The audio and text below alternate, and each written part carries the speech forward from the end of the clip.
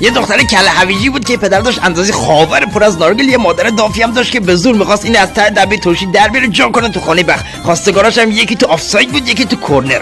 کیس اول خانواده مامانش موهاشو عروسکشونه کرده. کیس دوم زیقی دامن پلاس. دختره که اینا رو دید تصمیم تا این پاره کرد و در یک حرکت اعتراضی تو باک اصلش دوغ ریخت و رفت پیش جادوگر دماغ طلبه یه طلسم شلوار، یک طلسم خواستگار سقط کن گرفت و وانگهی سرش به خرس تبدیل شد. دوباره رفت پیش جادوگر دماغ طلبه و خدمات اکستنشن موجی فاطمه شعبانی بفرمایید. بعدش که فهمید منو خدمات اشتباه زده با ننش سر خراب به طرف جنگل موزهای وحشی کج کردن و شکارچی هم آمادن که پاره کنن. جگر خرس و وانگهی خورشید در آورد بیرون نورشو با محکم 3 نیوتن بر متر فارنهایت پتی گلبافت و فشار داد و یک عدد مادر داف زد بیرون. بعدش نیزه شکارچی خوابید و ما از این داستان نتیجه میشیم که اگه موزو بندازیم تو آب میوه گیری حاصل کار ما آب موز نمیشه.